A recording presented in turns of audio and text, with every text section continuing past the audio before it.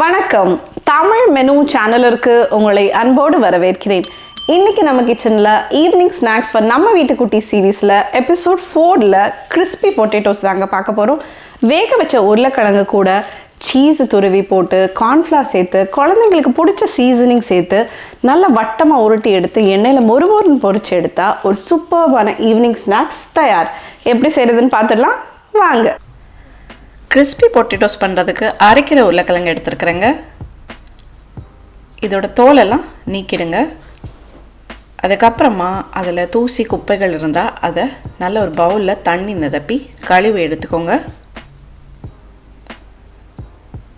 இப்போ கழுவின உருளைக்கிழங்கெல்லாம் பாதி பாதியாக கட் பண்ணிவிட்டு அதை நான் வேக வச்சு எடுக்க போகிறேன். ஆவியில் தான் நான் இன்றைக்கி வேக வச்சு எடுக்கிறேன். நீங்கள் இதை தண்ணியில் கூட போட்டு வேக வச்சு எடுத்துக்கலாம். தண்ணியில் போட்டு வேக வைக்கும் போது என்ன ஆகும்னா உருளைக்கிழங்கு கூட ஜாஸ்தியாக தண்ணி உறிஞ்சிடும். ஆவியில் வைக்கும் போது உருளைக்கிழங்கு அந்த அளவுக்கு தண்ணி அப்சர்வ் பண்ணாது. 15லேருந்து 20 நிமிஷம் நல்லா வேக வச்சு எடுத்துக்கோங்க. இந்த ரெசிபிக்கு 50 கிராம் சீஸ் எடுத்துருக்குறேங்க. நீங்கள் process cheese, mozzarella cheese, cheddar cheese, எந்த சீஸ் உங்கள் விருப்பத்துக்கு ஏற்ற மாதிரி எடுத்துக்கோங்க. ரொம்ப ஸ்ட்ராங்கான சீஸ் சேர்த்துக்காதீங்க. இந்த மாதிரி சின்ன சின்ன ஹோல்ஸில் துருவி எடுத்துக்கோங்க. ரொம்ப பெருசாக துருவுனீங்கன்னா நீங்கள் ஷேப் பண்ணும்போது ஷேப் உடையிறதுக்கு வாய்ப்பு இருக்குது. கொத்தமல்லி இலைகள் மொத்தமாக 2 டேபிள் ஸ்பூன் கொத்தமல்லி இலைகள் தேவை. 5லேருந்து 6 கொத்தமல்லி தண்டுகளை எவ்வளோ பொடிசாக கட் பண்ண முடியுமோ அந்த அளவுக்கு பொடிசாக கட் பண்ணி எடுத்துக்கோங்க. உருளைக்கிழங்கெல்லாம் நல்லா பக்காவாக வெந்துடுச்சுங்க. இப்போ இந்த உருளைக்கிழங்கை நான் துருவி எடுத்துக்க போகிறேன். நம்ம மேஷரை வச்சு மேஷ் பண்ணால் அங்கங்கே கட்டிகள் இருந்தால் நம்மளுக்கு தெரியாமல் போயிடும். இப்படி துருவி எடுக்கும் போது கட்டிகளே இல்லாமல் நல்லா ஃபைனாக துருவி எடுத்துக்கலாம். அதில் ஒரு 1/2 டீஸ்பூன் சில்லி ஃப்ளேக்ஸ், 1/2 டீஸ்பூன் உப்பு, 1 டீஸ்பூன் கார்லிக் பவுடர், 1/2 டீஸ்பூன் கருப்பு மிளகுத்தூள். உங்கள் காரத்துக்கு ஏற்ற மாதிரி காரம் போட்டுக்கோங்க. அது கூடவே துருவி எடுத்த சீஸ், பொடியாக நறுக்கின கொத்தமல்லி இலைகள் எல்லாத்தையும் சேர்த்துட்டு நல்லா கலந்துக்கோங்க. சில்லி ஃப்ளேக்ஸ் வேண்டாம்னா நீங்கள் சில்லி பவுடர் கூட ஆட் பண்ணிக்கலாம். இந்த உருளைக்கிழங்குல நிறைய மாய்ஸ்சர், தண்ணி இல்லாத மாதிரி பார்த்துக்கோங்க. தண்ணி நிறைய ஜாஸ்தியாக இருந்ததுன்னா எண்ணெய் ஜாஸ்தியாக குடிக்கும். ஸோ அதுக்கு ஏற்ற மாதிரி கார்ன்ஃப்ளவர் மாவை ஜாஸ்தியாக சேர்த்துக்கோங்க. நம்ம போட்டிருக்கிற சீசனிங்கெல்லாம் நல்லா கலந்து விட்டதுக்கு அப்புறமா 2 டேபிள் ஸ்பூன் கார்ன்ஃப்ளவர் மாவு சேர்த்துட்டு நல்லா கலந்துக்கோங்க. மொத்தமாக இந்த ரெசிபிக்கு 6லேருந்து 7 டேபிள் ஸ்பூன் கார்ன்ஃப்ளவர் மாவு தேவைப்படும். கொஞ்சம் கொஞ்சமாக பார்த்து கலந்துக்கோங்க. இந்த கிறிஸ்பி பொட்டேட்டோஸ் பண்ணுறதுக்கு நீங்கள் அதை தேய்ச்சி எடுக்கும் போது ரொம்ப மெல்லிசாகவும் தட்டாதீங்க, ரொம்ப திக்காகவும் மொந்தமாகவும் தட்டாதீங்க. ஓரளவுக்கு நல்ல மீடியம் சைஸில் திக்னஸ் இருக்கிற மாதிரி பார்த்துக்கோங்க. இப்போ ஒரு பிளாட்ஃபார்மில் இந்த மாதிரி கார்ன்ஃப்ளவர் மாவு டஸ்ட் பண்ணிக்கோங்க. இதை நம்ம உருட்டி எடுக்க போகிறோம். இந்த பெரிய உருண்டையை பாதி பாதியாக கட் பண்ணி எடுத்துக்கோங்க.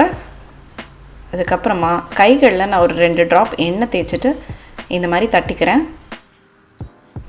மாவையும் தேவைப்படுற அளவுக்கு தூத்திக்கோங்க. ஃப்ளாட் பண்ணிவிட்டு இந்த மாதிரி ஜென்டிலாக, ரொம்ப அழுத்தம் கொடுத்து தேய்க்காதீங்க, ஜென்டிலாக இந்த மாதிரி ஃப்ளாட்டாக பண்ணிக்கோங்க. ரொம்ப திக்காகவும் தேய்க்காதீங்க, ரொம்ப தின்னாகவும் தேய்க்காதீங்க. இந்த மாதிரி ஒரு ரவுண்ட் ஷேப்பை வச்சுட்டு இன்றைக்கி நான் கட் பண்ணி எடுக்க போகிறேங்க. உங்களுக்கு வேணும்னா நீங்கள் ஸ்கொயராக கூட கட் பண்ணிக்கலாம். இல்லைனா உங்ககிட்ட வேறு ஏதாவது ஷேப்ஸ் இருந்ததுன்னா அந்த ஷேப்ஸில் கட் பண்ணி எடுத்துக்கோங்க. மீதம் இருக்கிற மாவெல்லாம் ரிமூவ் பண்ணிடலாம்.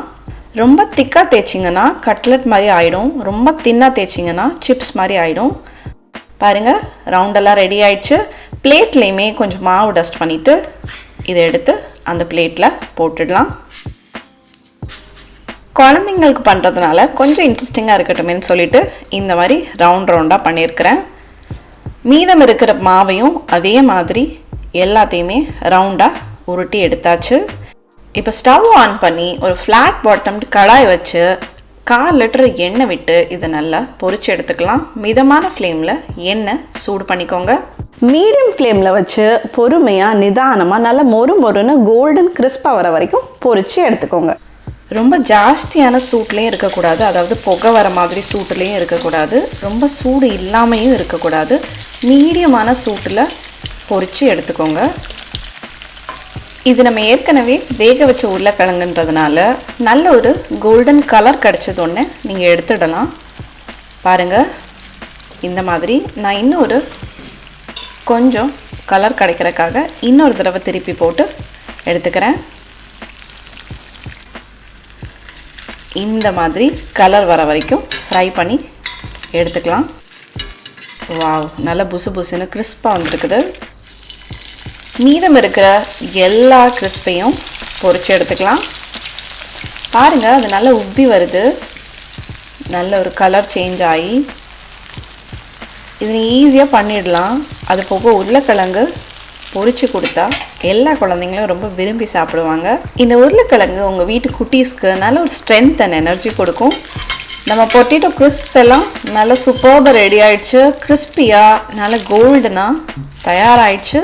இது கூட ஒரு டிப் பண்ணுறதுக்கு 2 table spoon mayonnaise, 1 table spoon tomato ketchup நல்லா மிக்ஸ் பண்ணி அதில் டிப் பண்ணி சாப்பிட்டீங்கன்னு வைங்களேன், இந்த கிறிஸ்ப் காலியாகிறதே தெரியாது, அவ்வளோ வேகமாக காலியாகிடும். வாவ், நம்ம கிறிஸ்ப் ரொம்ப சூப்பராக ரெடி ஆகிருக்குது. இப்போ இதை டிப்பை தொட்டு டேஸ்ட் பண்ணி பார்த்துடலாம். வாவ், அவ்வளோ கிறிஸ்பாக இருக்குங்க.